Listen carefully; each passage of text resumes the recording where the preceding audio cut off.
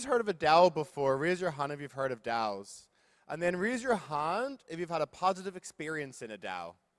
Some people, but less hands exactly. DAOs are, you love them or you hate them. And hopefully we'll explore that during the talk. So just to get started, what I want to talk about today is the following.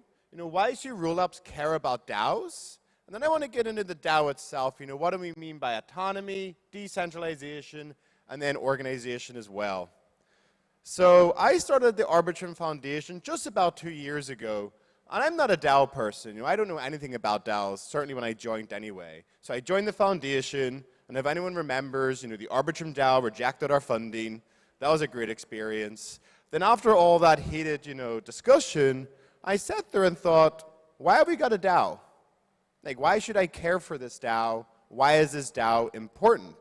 So I want to sort of answer this question, how I thought about it about 2 years ago.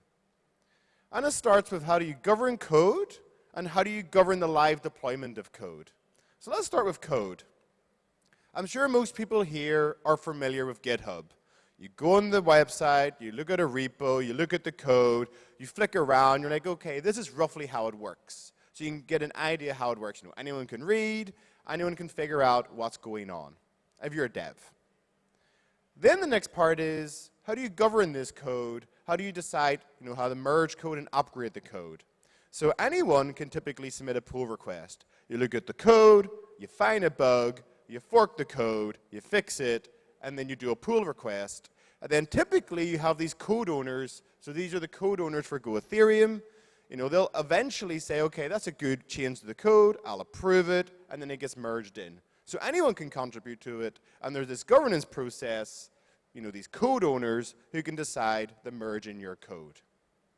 Now, what's also cool about open source software is that anyone can download the code, run the code, and do what they want with their deployment. So these are the instructions for Go Ethereum. You can download it and create your own local testnet. So maybe as a gauge here, who's ever done that? Who's downloaded Go Ethereum, compiled the code, and ran it for your own local network? One person, two people. There you go. People have done it. It's great. You can do your own live deployment. But then the question is, what if there's, how many meaningful deployments are there of that code? And typically in crypto, there's one meaningful deployment. There's only one Bitcoin, only one Ethereum, and of course, there's only one Arbitrum as well.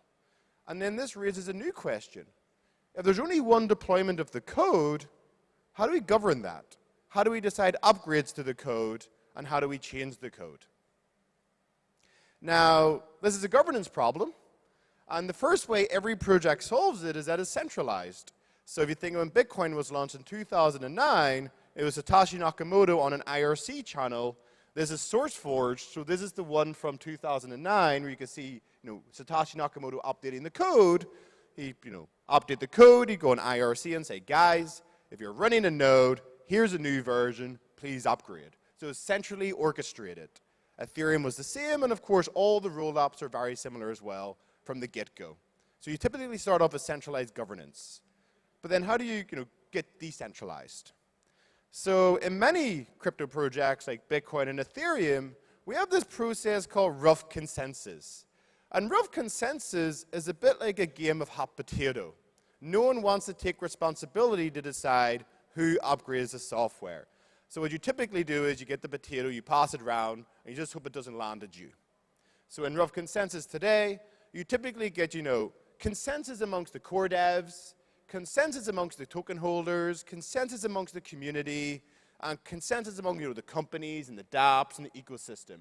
And once everyone's sort of roughly agreed to say, I sort of want this to happen, you pick a flag day, so you could say the 1st of December, and at the flag day, the upgrade should be activated. So in advance, everyone upgrades their nodes in anticipation of the flag day. Flag day happens, the upgrade occurs.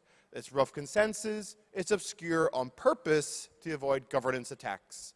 And also because no one wants to take the responsibility to decide this upgrade should happen.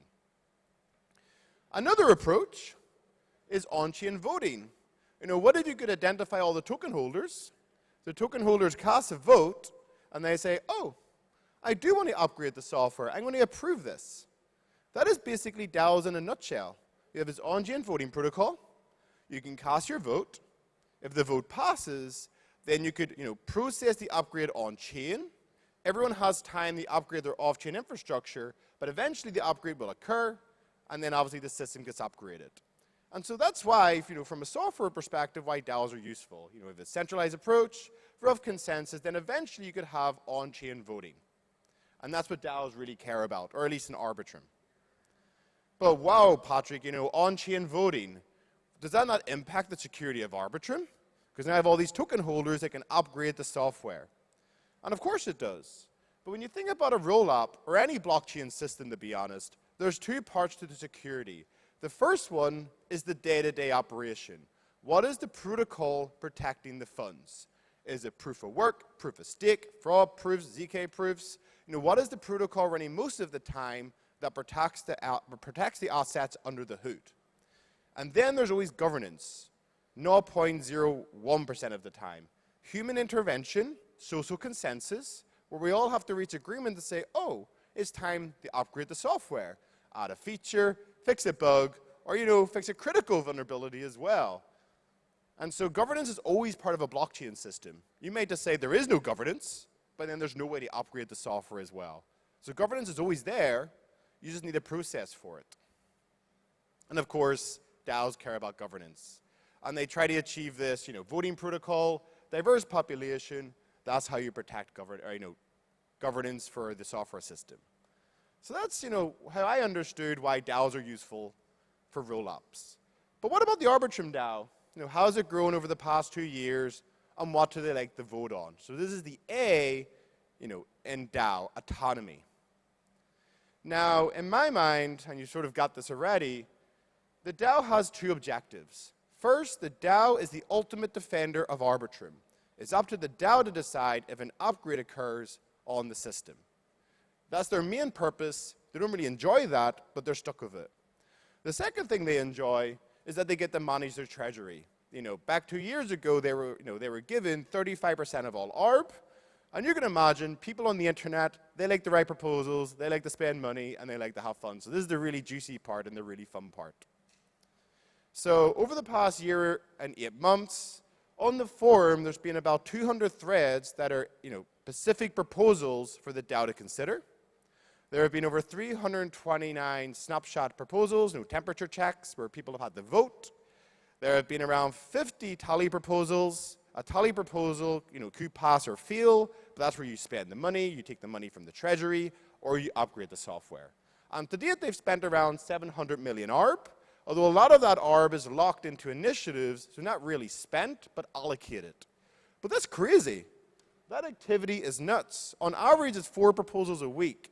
I don't know how the delegates keep up, to be honest, because we struggle to keep up, and it's our full-time job.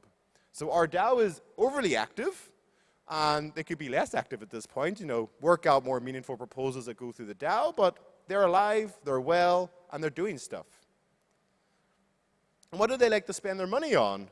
They love incentive grants. They funded crypto legal defense. They have their own independent grant programs.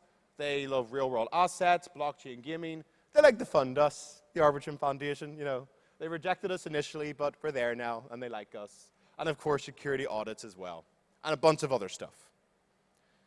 And probably the most important thing in our DAO, and I think it's sort of underappreciated or people aren't really aware, when we started 2 years ago, we made the explicit decision not to get involved in our DAO.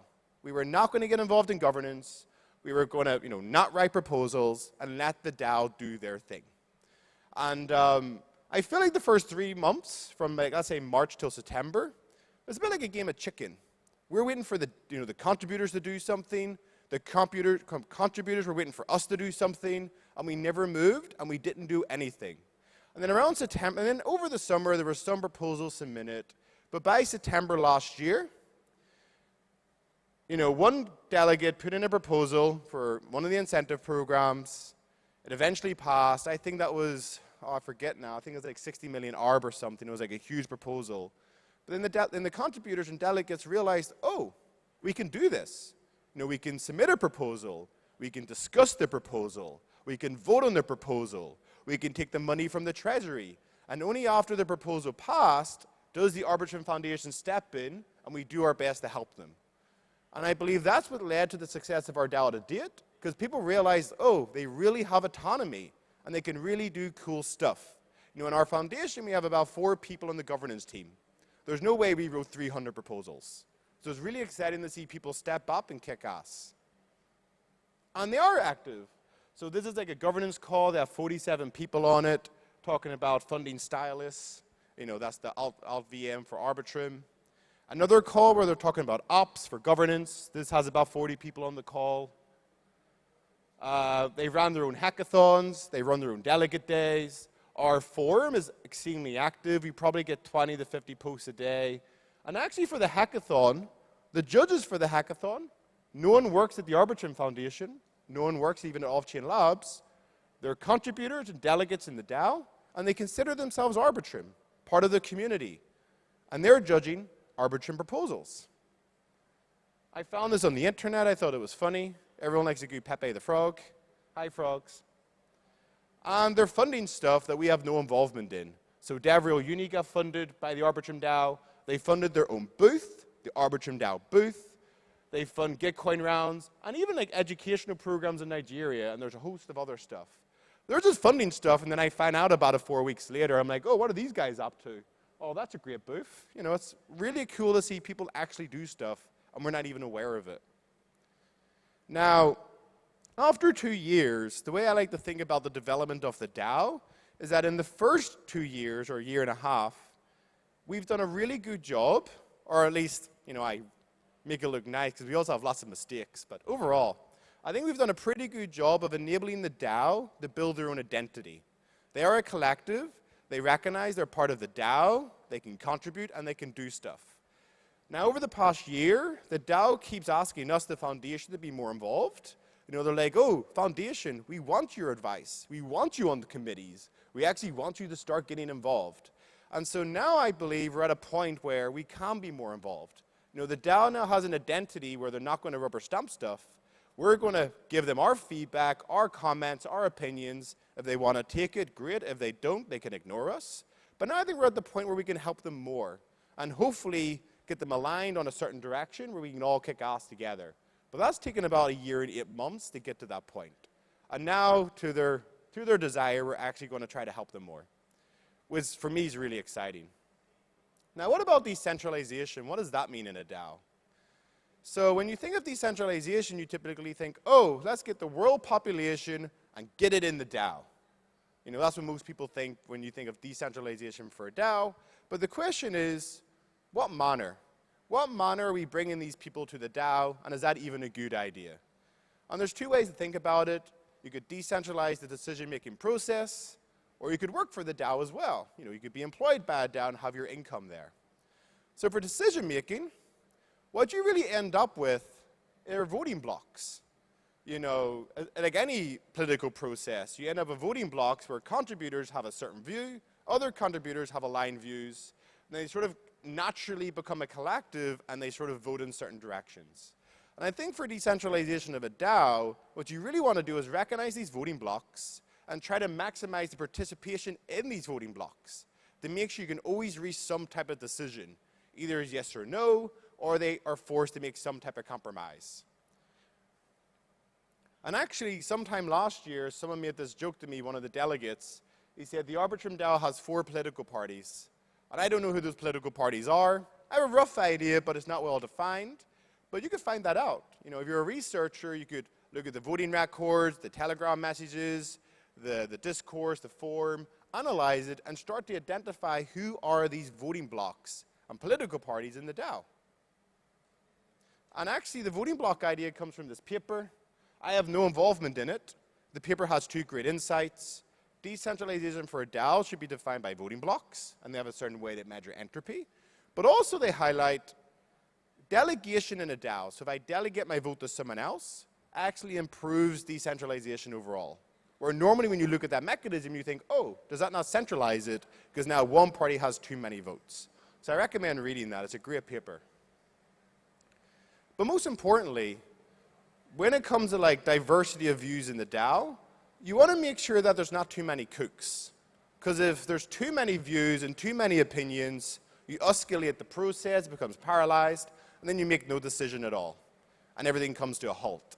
But of course, at the same time, not everyone should have the same opinion, because then there's no discussion and everything, passes. And obviously then, they're not very good proposals. So you want like a bit of something in between. And of course, it's hard to create that. But also, decentralization is about execution. And Ethereum's done a great job of this. So the question is, who is working towards the success of Arbitrum? And right now, we have multiple orgs. We have the Foundation, the DAO, Off-Chain Labs, Entropy Advisors, the GCP, all these committees. And long term, you would like to think, well, if the Arbitrum Foundation disappeared, would the DAO survive and continue? And I would like to think at some point we can get to that, and that's also another form of decentralization. There's enough orgs out there working on behalf of the ecosystem, and there's not a single point of failure. But now this brings me to the important question. How do you get hired by a DAO? And what does the org chart look like? So I put this tweet up earlier this year in January, because I recognize that in our DAO, there's lots of these side gigs. You perform a task, you get 10K. You perform another task, you get 40K. And sometimes you're like, oh, damn, this DAO pays really well. But where are the applicants? Why is no one applying for these opportunities? And obviously, when you ask on Twitter, you get everyone's opinion, which is why I get a good giggle out of it sometimes. So here's some of the comments I got. And the summary is that getting hired by a DAO is hard. Now, there's a lot to read there, so I summarized it. So in the top left comment, he basically says, Paddy, why would I spend 3 months trying to work for a DAO to eventually get hired to then only get 1.5 times my salary? Like 3 months of free, unpaid work, it's too much for a slight pay rise. It's not worth it, no thank you. Don't want to deal with the DAO. On the top right-hand side, the poster basically said, Paddy, the DAO is full of politics. I have to go to the DAO, and I basically have to beg to people on the internet to get a salary. No thanks. I don't want to beg. I just want to earn some money. Then at the bottom, the poster said, well, the DAO is scary. There's a huge learning curve. There's a scary form. I don't even know where to start. Where can I find these paid opportunities? So then, after I got all those comments, I stepped back and thought, well, what do most people want? Like in this room, what do most people want in life? Most people either want a hobby, do something fun, or have a side gig. Today, most contributors in our DAO fit that category. They want a side gig, they want to have some fun, they're just genuinely interested in being in a DAO.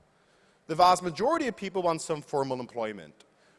They want a job posting, they want to apply for the job, they want to be interviewed by a small panel, they want to get hired, have stable income, health benefits, just want to be a normal employee.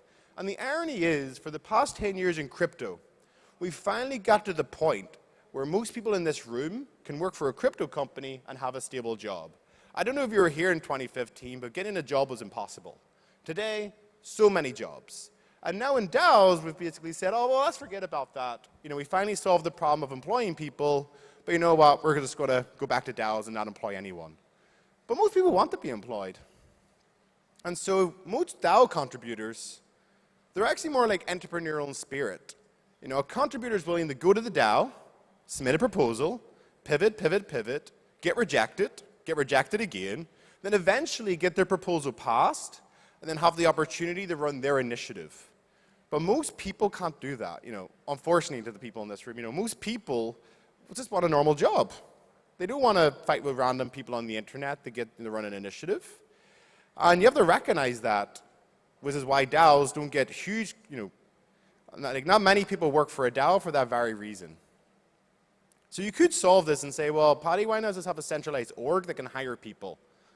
And obviously that's not the solution. The whole point of a DAO was not to have a centralized org, it was to be decentralized. So what happens then in practice? And so over the past 2 years in Arbitrum, I basically came to this observation where the DAO's job is to create an org chart through popular vote. So every time the DAO wants to do something, they either spin up a new committee, like multi-sig service, the procurement process, treasury management, or they spin up a new org. So we funded, when I say we, the ArbitrumDAO funded Entropy Advisors, the Gaming Catalyst Fund, Plurality Labs, and even the Questbit Grant Program. And that's how org charts are created in DAOs. And then you would like to think in the future, if you want to work for the DAO, you wouldn't go to the DAO itself. You would find these orgs, find these committees, and just apply. Get the job, and then go kick ass. So I see most people working for DAOs via orgs and committees and not actually interacting with the DAO itself. And that's basically my last slide. I have a bunch of like interesting things I find interesting anyway about DAOs. For example, I think this one's probably one of my more interesting ones at the moment. So in DAOs, sentiment changes really fast. 6 months ago, the DAO wants to do A. 6 months later, A is toxic, we should do B. And that overturn window is so interesting to see how opinions change so fast. That's really easy to measure. You know, you could just do an analysis of the text and figure out why. So I've run out of time, so now is the Q&A. So if there's any questions, then I'm down for a Q&A. Awesome. That was a great presentation on ArbitrumDAO from last year. Now, there are a couple of questions, but if you have any burning questions here for Patrick, please either scan this QR code or go into the Devcon app and just ask some questions using your ZooPass. We already have one question here that is definitely the most highest voted, which is a question that I think many of us have is, how do you actually encourage active participation in the DAO, given that most people simply care about making profits instead of actually being involved in the decision-making process, which can be lengthy? Why should people care? Yeah, exactly. I think people should follow the money. You know, most people want to make an income, they want to have a salary, they want to be paid. I think what's important is, like, most people want to be paid for their merit and not their geographical location. So if you have a skill that you can contribute to a community, you should be paid for doing that. And that's the same for DAOs. You know, a lot of our contributors who interact with the DAO directly, you know, they eventually get a proposal passed and they get paid from that proposal. And you should be paid from your proposal. If you're going to run an initiative, you should be able to make money for doing that. So, you know, it's not an altruistic thing. You just have the right to make some money just like everyone else. You know, DAOs aren't free, they're not voluntary. Trying to make some money if you can. Awesome, thanks for that. How do you verify that the decision makers really have the expertise to make the right decisions? They may have the votes, though. Oh, 100%. This is one huge issue for DAOs. So I think one of the problems we have now is not even just expertise, but when you have 4 proposals a week, and now let's say 380 proposals over 2 years, not only do they not have the expertise, but they may also just not have the time to do the proper due diligence. So I think what you really want is the DAO to vote on big, important initiatives, not small grants. For example, if there's a proposal to the DAO for $40K, probably not worth the time of the DAO itself, go to a grant program. What you really want is them to vote on big proposals, but also hire experts. So in our DAO, the DAO has hired the ARDC, the Arbitrum Research Development Collective, and their job is to provide expert advice to delegates based on certain proposals that come along, like risk, technical, or even just economics or anything business. But of course, delegates themselves may not have that expertise, and there's a huge risk in that. And another one is, we don't have it, but you also have liquid democracy. I know that's more experimental, where I could delegate my vote on certain topics to certain people. So that can help, but that requires more participation.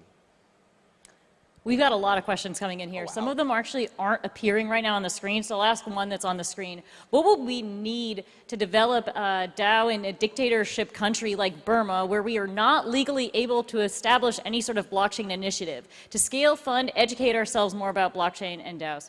What will we need to develop DAOs? I mean, I'm not a lawyer, so it's not really the one for me to answer, but what I would say is, DAOs aren't restricted to your geographical location. They're typically centered around topics. So in our case, we're centered around, a roll-up, a software topic, and that's what people interact with. You've got like Constitution DAO, where it's just, again, random people on the internet that wanted to buy the US Constitution, but then they got rugged by, Wall Street. But they're mostly around like, initiatives and not locations. So that's probably the best way I can answer that. Gotcha. I have a cheeky question here, actually, too. How do you vet proposals to prevent malicious proposals from being pushed through? But I have an addition to that question, sorry. And that's, how do you actually vet your contributors? Because increasingly, we're seeing a lot of problems with contributors being not exactly the people you want contributing to your core projects, and instead putting backdoors in. So, I think that was that not Tornado Cash, where they got rugged by their DAO proposal, if I remember right? Yes, Tornado Cash, but there have been several other DAOs that have been rugged like this. So, I think, at least in the technical sense, there's 3 aspects. One, we vet the code ourselves if it's going to go through, because we need to protect our DAO. Mm-hmm. They have the ARDC, I think is Open Zeppelin right now. They should also vet the code and sort of give a sign off to say, it looks good. Then the third one is like also like compliance, isn't it? If you're going to get funds to someone, then we take care of all the compliance needs and the legal agreements and everything else. You know, I know someone in the audience who takes care of all of that for us. I won't point them out. But yeah, generally it's, and also the last one is, our DAO has a maximum politeness policy. So if you're not polite, then you shouldn't be involved. And that's done a really good job to make sure it's not toxic. Interesting. We have one more, I want to ask one more question while we're here. How do you get involved in ArbitrumDAO to become a delegate? Well, how do you get involved in Arbitrum? Oh, sorry, I read the wrong one. How do you avoid political groups in the DAO having so much power so that they can block proposals?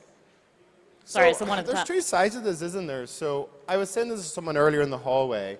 A DAO is a representation of the values of that community. So for example, if you're interested in like DeFi, you know, smart contracts, you'll probably end up in the ArbitrumDAO. If you're interested in, I don't know, something that's completely not Arbitrum, then you'll probably not join our community. So what happens there is you just naturally get these political parties forming.